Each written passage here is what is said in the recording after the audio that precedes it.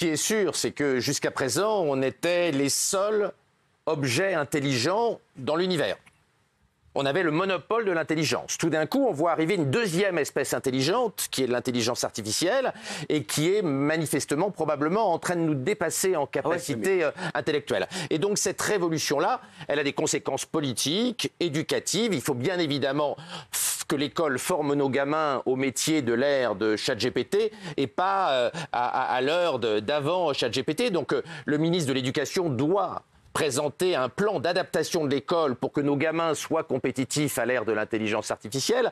Et puis, il faut aussi que collectivement, nous ayons un débat national, et dans chaque pays, un débat politique pour savoir ce que l'on fait de cette intelligence artificielle qui n'a pas que de mauvais côtés. En médecine, en cancérologie, on va faire des progrès absolument inouïs. Vous avez probablement vu, alors c'est pas une puce d'Elon Musk, mais vous avez probablement vu la semaine dernière, grâce à de l'intelligence artificielle et des implants dans le cerveau et dans la moelle, on arrive à faire remarcher des paralysés. C'est un truc extraordinaire. On ne peut pas considérer que l'intelligence artificielle n'est porteuse que de risques. Elle est aussi porteuse d'une révolution médicale qui va tous nous apporter des choses extraordinaires. Mais le progrès scientifique, c'est bien quand ça favorise l'humain, quand c'est au service de l'humain. Là, on a l'impression qu'on veut desservir l'humain et faire disparaître complètement les hommes et les femmes et les remplacer à leur travail. Et Gilles, tout à l'heure, parlait de 80% des emplois. Est-ce qu'on s'enflamme pas un peu trop? Par exemple, quand tu fais remarcher un paraplégique, tu sers l'humain. Non mais d'accord, mais justement, par exemple, comment on fait TPMP avec ChatGPT? Comment on fait tourner un restaurant avec ChatGPT? Par exemple, à Hollywood.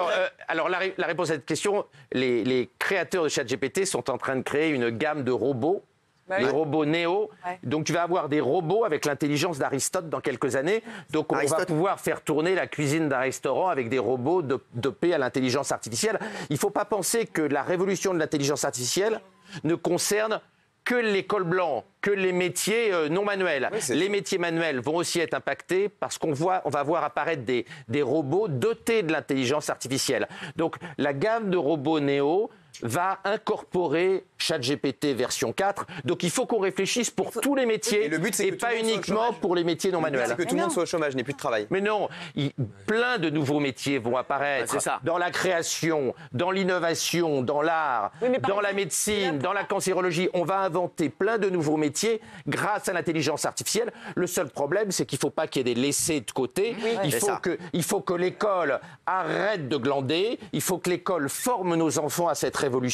Mais il n'y a pas que l'école. Il faut que nous aussi, on apprenne à nos enfants à se servir de ces outils-là. Moi, je passe avec mes enfants énormément de temps pour qu'ils se servent bien de GPT-4, de la version 4 de ChatGPT. Ils s'en servent très bien. Ils savent comment poser les questions. Ils savent comment travailler mieux, plus intelligemment grâce à l'intelligence artificielle. Chaque parent, chacun d'entre nous doit faire la même chose. Il faut que nous accompagnions nos enfants dans cette révolution.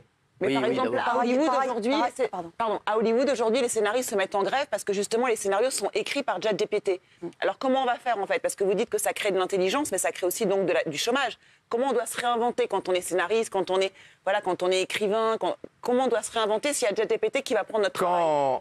Quand l'automobile est arrivée, on a bien vu la disparition d'une partie importante des maréchaux ferrants parce qu'il y avait moins de chevaux. Mais l'industrie automobile a créé beaucoup plus d'emplois, des centaines de millions d'emplois sur Terre, les garagistes, les gens qui fabriquent des autoroutes, etc. Beaucoup plus d'emplois que ceux qui ont été détruits par la disparition d'une bonne partie des maréchaux ferrants. Ça va être la même chose. Il y a plein de métiers qui vont disparaître, plein de métiers vont arriver. Je te rappelle qu'en 1793, à la grande période de Robespierre, il y avait 29 000 porteurs d'eau à Paris. Avec l'eau courante qui est arrivée en 1840 à Paris, il n'y a plus de porteurs d'eau. En revanche, il y a plus de 29 000 personnes aujourd'hui qui s'occupent de diffuser l'eau, de nettoyer l'eau, de vérifier la qualité de l'eau. Donc, il n'y a plus de porteurs d'eau.